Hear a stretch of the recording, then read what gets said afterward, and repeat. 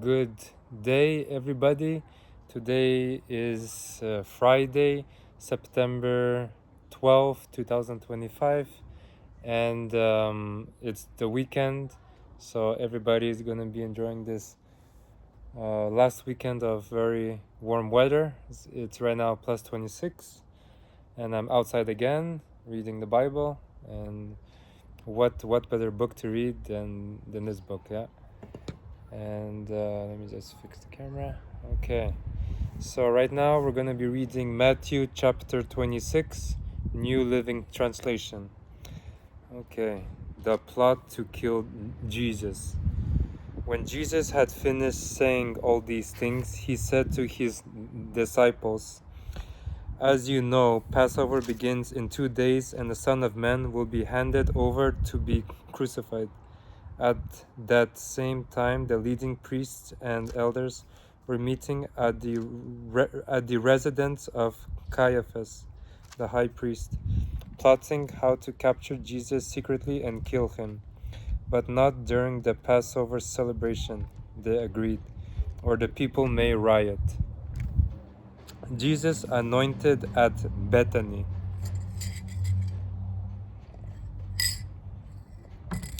Meanwhile, Jesus was in Bethany at the home of Simon, a man who had previously had leprosy. While he was eating, a woman came in with a beautiful alabaster jar of expensive perfume and poured it over his head. The disciples were indignant when they saw this. "What a waste," they said. "It could have been sold for a high price and the money given to the poor." But Jesus, aware of this, replied, Why criticize this woman for doing such a good thing to me? You will always have the poor among you, but you will not always have me. She has poured this perfume on me to prepare my body for burial. I tell you the truth, whenever the good news is preached throughout the world, this woman's deed will be remembered and discussed. Judas agrees to betray Jesus. Then Judas Iscariot, one of the 12 disciples, went to the leading priests and asked, "How much will you pay me to betray Jesus to you?" And they gave him 30 pieces of silver. From that time on, Judas began looking for an opportunity to betray Jesus. The Last Supper. On the first day of the festival of unleavened bread, the disciples came to Jesus and asked, "Where do you want us to prepare the Passover meal for you?" "As you go into the city," he told them, "you will see a certain man. Tell him, the teacher says, 'My time has come, and I will eat the Passover meal with my disciples at your house.'" So the disciples did as Jesus told them and prepared the Passover meal there. When it was evening, Jesus sat down at the table with the 12. While they were eating, he said, "I tell you the truth, one of you will betray me." Greatly distressed, each one asked in turn, "Am I the one, Lord?" He replied, "One of you who has just eaten from this bowl with me will betray me. For the Son of Man must die, as the Scriptures declared long ago. But how terrible it will be for the one who betrays him. It would be far better for that man if he had never been born." Judas, the one who would betray him, also asked, "Rabbi, am I the one?" And Jesus told him, "You have said it." As they were eating, Jesus took some bread and blessed it. Then he broke it in pieces and gave it to the disciples, saying, "Take this and eat it, for this is my body."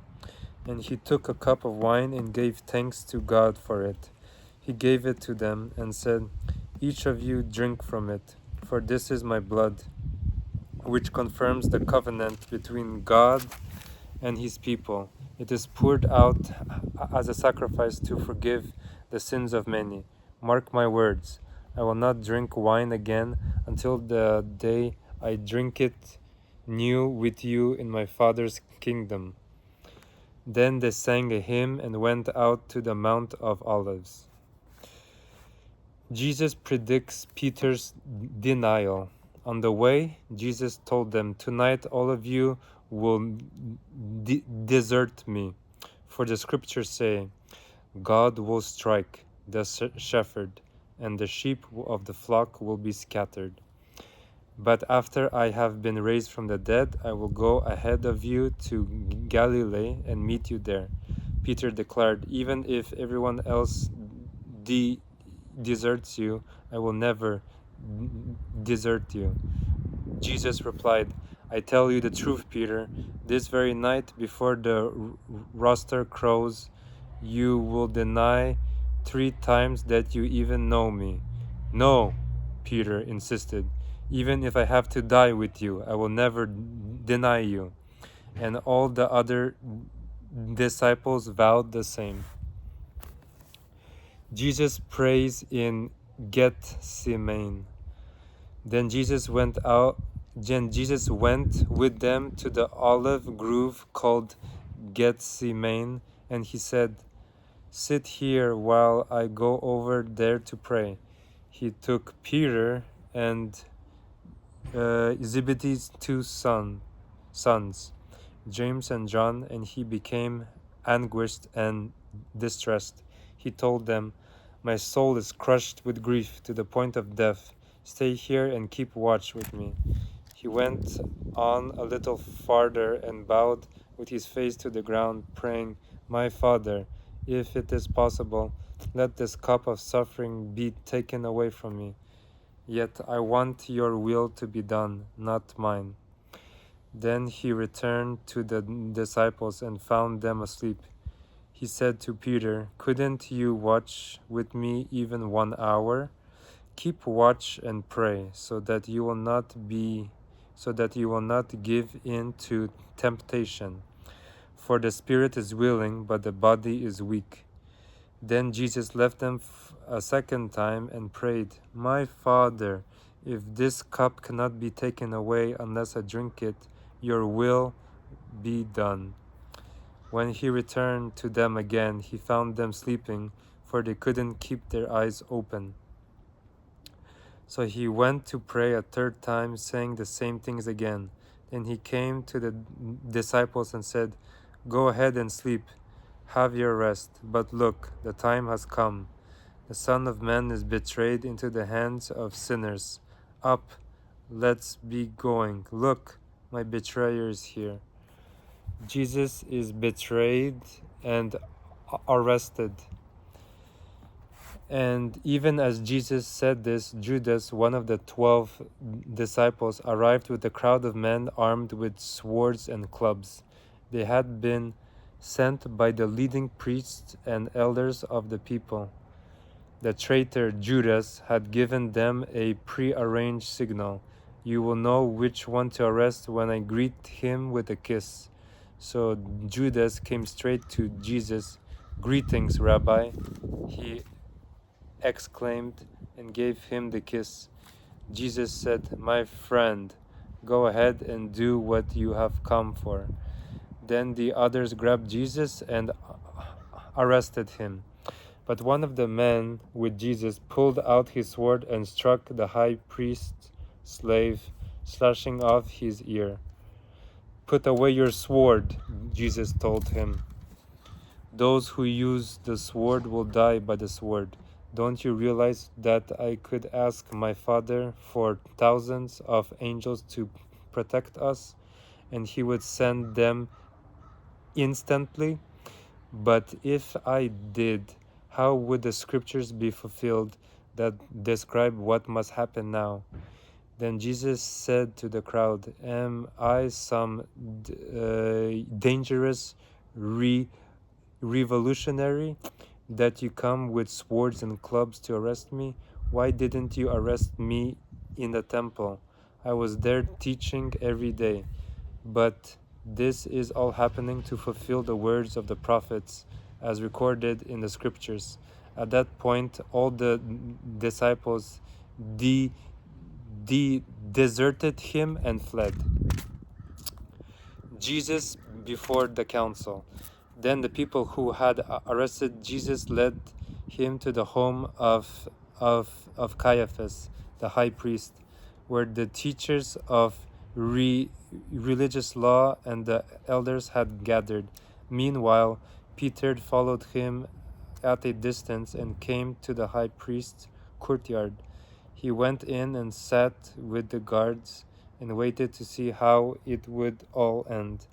Inside, the leading priests and the entire high council were trying to find witnesses who would lie about Jesus so they could put him to death. But even though they found many who agreed to give false witness, they could not use anyone's testimony. Finally, two men came forward who declared, "This man said, I am able to destroy the temple of God and rebuild it in 3 days." Then the high priest stood up and said to Jesus, "Well, aren't you going to answer these charges? What do you have to say for yourself?" But Jesus remained silent. Then the high priest said to him, "I demand in the name of the living God, tell us if you are the Messiah, the Son of God." Jesus replied, "You have said it, and in the future you will see the Son of Man seated in the place of power at God's right hand and coming on the clouds of heaven." Then the high priest tore his clothing to show his horror and said, "Blasphemy! Why do we need other witnesses? You have all heard his blasphemy. What is your verdict? What is your verdict?" "Guilty," they shouted. "He deserves to die." Then they began to spit in Jesus' face and beat him with their fists, and some slapped him, jeering, "Prophesy to us, you Messiah. Who hit you that time?" Peter denies Jesus. Meanwhile, Peter was sitting outside in the courtyard.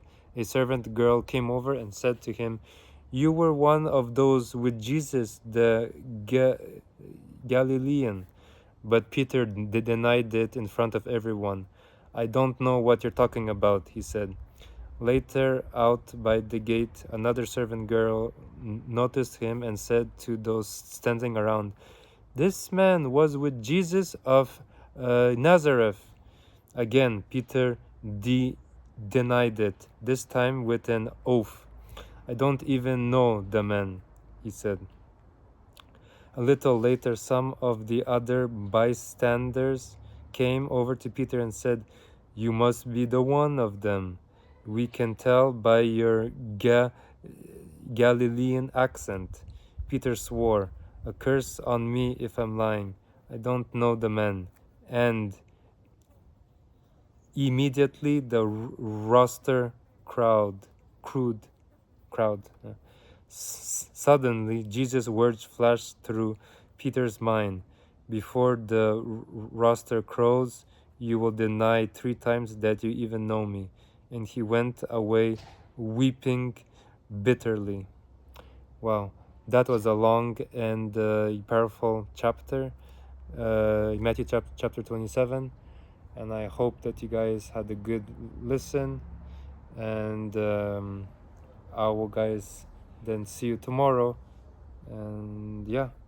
Oh no, this we just read was Matthew chapter 26. Yes, Matthew chapter 26. It was a very long chapter. So I hope you guys enjoy everything and have a great rest of your day. Bye bye.